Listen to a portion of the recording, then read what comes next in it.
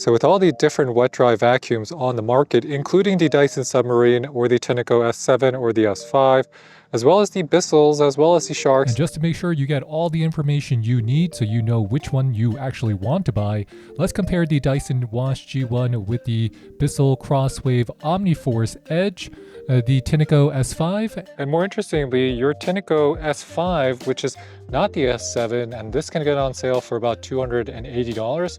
Look at that. It has a lot of the same cleaning properties as the S7. It just doesn't have all the advanced features as well as the advanced display. Then you have something as simple as a Bissell Crosswave Omniforce. This is going to be the Edge, and that's going to still have the edge-to-edge on one side. But even here, if you look at the catch system on your dirty water tank, it's going to give you a catch. It has a filter. It has another filter that you can just capture all of these solids. And then there's another catch inside. Then when you're drying it, there's an area to place your filter.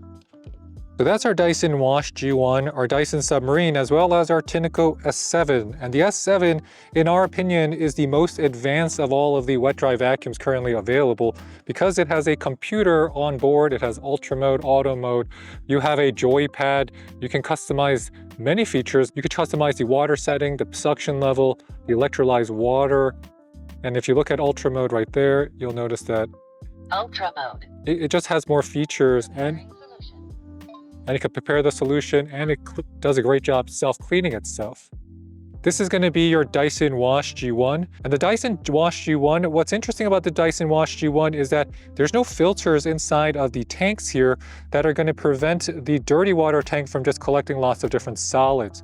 And that means it's not going to be, in my opinion, as good of a vacuum as it is a mop. And when you pop this out, and we'll take it out, it's more like a capsule here, but where are the filters? It's just one for the dirty water and one for the clean water. And that's a little bit strange to me, but we're gonna see if that affects its overall performance.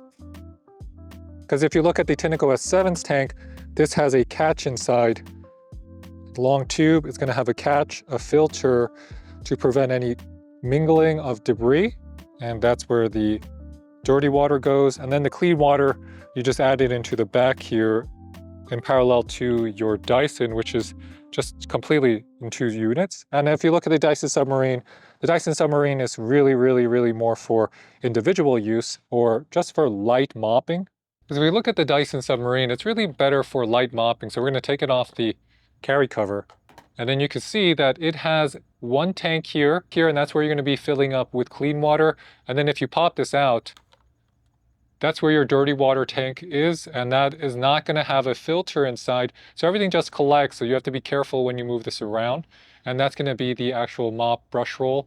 And this is the same mop brush roll you're seeing on the Dyson Robo Vacuum as well. And the interesting part is that because your Dyson V15 does not accept any water and you don't want any water getting into your unit, they close this completely off. So basically it's just a proprietary mop head that you can't power or use with any other mop head because it's only used with the Dyson V15 here. The funny thing about the Dyson Submarine is that the Dyson V12 also has a Dyson Submarine edition. So that means all of these units basically can operate because the Dyson V12 is smaller and has a smaller motor than the Dyson V15. The good thing about the Dyson Submarine is that it's still a stick vacuum. So it still has the same power as a Dyson V15. It comes with the laser detect. It comes with the motor head. So if you just wanted to use it as a vacuum and then just use this once in a while, you can, and that's at least auxiliary value versus something like you get on the Dyson Wash G1. And this is going to be on the Dyson Wash G1. If you're looking at the carrying cradle, the cradle itself is just a charger. There's no areas to really clean or dry anything. It's really just a charging base with the cradle. And if your bristles are wet, because it's not fully closed, it will drip. And I'm surprised that Dyson didn't learn their lesson because it was a similar problem we had on our Dyson Submarine unit. Now so on the Wash G1, you notice the pad is the same that you get on the Dyson Submarine here. And there's just 2 of them. There's one on the back and one on the front. This is going to be a soft pad here. And it does do a good job absorbing material. Now, if you want to open it up, you just pull it out. So this is going to be the inner parts of your Dyson G1. You have a brush roll, and this part here is why it's called self-cleaning, because this is going to rotate And this is how it looks internally. So you have two torque converters that are going to be rotating your mop pads. Now this is quite interesting here. If you look at this design, this is what's happening, and you have to kind of see it from this angle. As this rotates, this will also rotate. This will rotate, and that rotation is going to be cleaning. It's going to be cleaning your pads and removing any debris. Because I understand the engineering behind it. You have one brush roll that's going to be removing all of the debris as such, and same thing on the other side. The other thing about your Dyson here is that outside of the motor, and the motor is located here, is not incredibly powerful, because a lot of the engineering and the cordless nature of it is going to be tied in with the battery. The battery that's removable right here, and it's a really large battery. This is a 2350 mAh battery. So how much power is it creating? Because where's all the power coming from and being generated out of? Because there's not a lot of circuitry and not a lot of non-plastic parts here. You see, the Submarine and the G1 share a lot of common characteristics. Considering the debris filter is on the bottom here, I'm not sure why Dyson opted for that. Because this debris filter is going to get filled up very quickly. Because, I mean, just a little hair and this is already fully clogged. So you can't use this in order to pick up large messes, just like you can't use the Dyson Submarine to pick up large messes either. And the thing is, you got to line it up perfectly in order to get it in. Otherwise, it doesn't go in. Because once you lined it up perfectly, that's a catch. And the worst thing is, imagine this gets really dirty. You have to take everything out and dry it somewhere yourself. There's no way to really clean it. And the self-clean mode here is not great. It's just not going to be able to clean itself. And that's a big weakness, because the big part about any wet dry mop now is that it has to have the capabilities to self-clean. Otherwise, like mopping, who wants to wring the mop and drain everything and clean everything, wait for it to dry? And something like the Tineco S7 will even use electrolyzed water, as well as have one of the longest 3 or 6 minute self-cleaning sessions you can do. And then you just have to run it twice, it will clean itself, and then you could just take everything off and let it dry on its own base station. So in this test, I'm going to be taking some pretzels, I'm going to grind them up inside of a blender, I'm going to spill it on the floor, I'm going to show you the difference between a conventional wet dry vacuum and what Dyson's is putting out with their Dyson V15S, as well as their Wash G1. So as you can see, we have our little pretzel crumbs here, and we're going to spill this on our floor. So we have our Dyson as well as our Tineco S7 on the floor. We're just going to open them both up. We're going to turn them both on. And in this case, we want to use a minimal amount of water. There's no way to really turn off the water completely. Just try it out. Now, just to show you the difference in terms of their displays, I'm going to turn on the Tineco. You can see how advanced the Tineco S7's display is.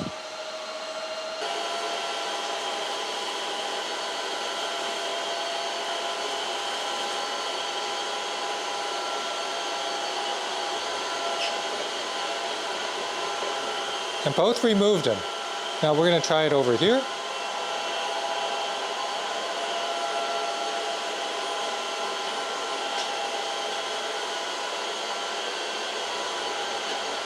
So this is our Tineco S7 Flash, and that's going to be on our Dyson Wash G1.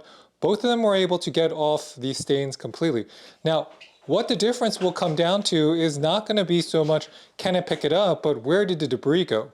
So on the Tineco, they go into here. So you can see that we have our crumbs, and the crumbs are all going to be placed inside. Easy to dump out and remove as well.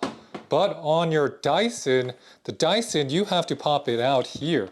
So it's a little bit more difficult. You have to take this out. That's what you have to clean on your own. And then you got to remember, what about the underbody? The underbody is pretty clean, but it's still leaky. So you're going to be making a pretty dramatic mess as you clean everything, because I just opened that up and we've already spilled water on our floor. And the Dyson had to use a lot of water. This is on the lowest setting and it's completely wet, versus on the Tineco, where the material is pretty much all dry. So you can see the difference here, dry versus, so you can see the difference there, dry versus wet. Auto. Takes everything. And one single pass, it got everything, yep. Tineco S7 Pro versus the Dyson G1. Turn it on.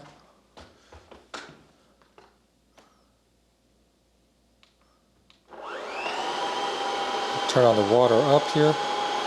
We're going to leave our Tineco just on auto mode. Actually, let's do it on ultra mode. It's going to be ultra mode on. That's going to give me electrolyzed water.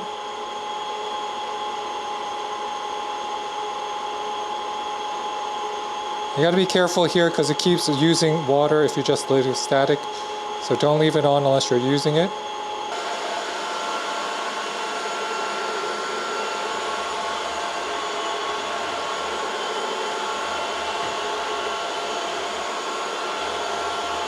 Pure scrubber, the Dyson is doing a better job than the Tineco, in my opinion, just scrubbing off this dried coffee, because you can see that the Tineco also uses more water, and even on max mode the Tineco is getting, and even on max mode the Dyson is still, and even on max mode the Tineco is not going to be as scrubby on the floor as you get with the Dyson in terms of the overall power it can put down. The Bissell Crosswave Omniforce, and I'm just going to compare it to my Narwhal S20 Pro for convenience. And once you turn on the Bissell, it's going to have a little indicator sound as well as the menu, and that is the most advanced Bissell menu, at least of any unit I've seen.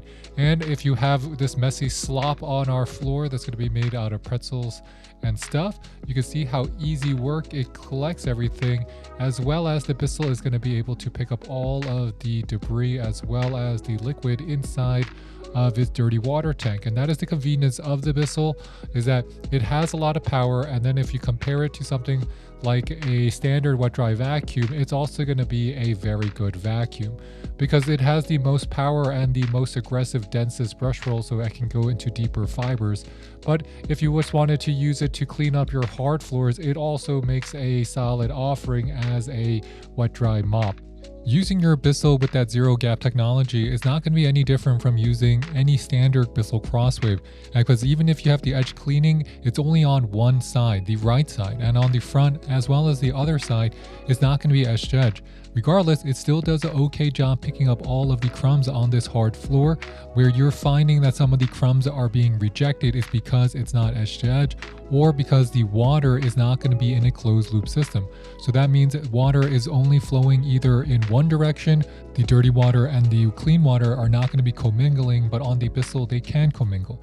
And if you look closely, you'll notice that there are crumbs still on the roller cover, as well as you can see how much crumbs we have inside of our dirty water tank.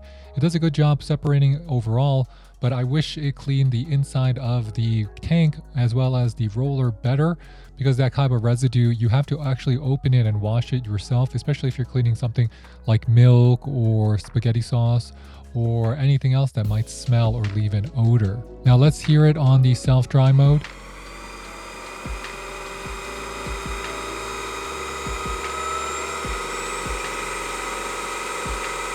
Still have a little bit of leaking, less than before.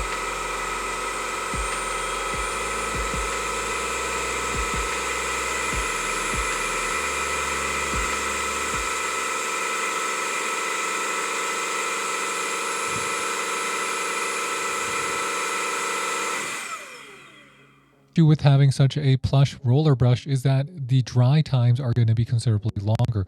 So I'm going to be taking it out, and I let this dry for about 2 days now, and it's still a little bit wet. It's fully dry on that edge, but because of how plush it is in the middle, it's just not going to dry quickly. So you have to leave it out and you have to wait for it to dry. Otherwise, if you mop again quickly, it's just going to be mopping with an overly saturated brush. And if you want to know how much water does a clean water tank use, well, that's after 2 self-washing sessions, and it's about half empty. So with that, thanks for watching, everybody. If you have any questions, please leave them in the comment box below. We will get back to you. And please hit that like and subscribe button. It really does help support our channel. And I'll catch you next time. Bye, bye, bye. From the first time you turn it on, you're going to realize that it can pretty much pick up everything you have on the floor in terms of wet messes. And that's because the water flows in one way. You can see that there is no leaking into the brush roll. Everything is just disappearing like a magic trick, and that's the beauty of these wet dry mops. This is using that same technology or a very similar technology that we saw on the Tineco S3 and that we saw on even the Shark Hydro Vac.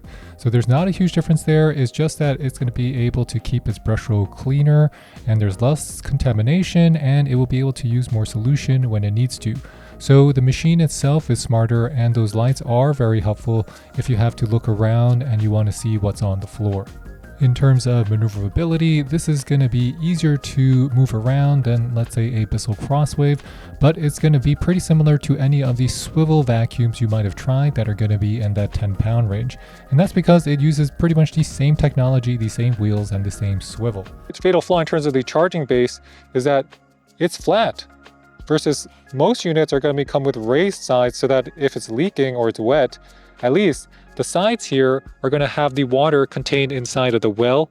On things like the G1, it's because it's flat, it's just going to be exposed, and I don't understand that logic here. So after a self-clean run, I'm going to just run a paper towel on this, and that's after just about 20 minutes, and you can see the paper towel is not completely dry, but pretty dry. So we're going to run the self-clean cycle here.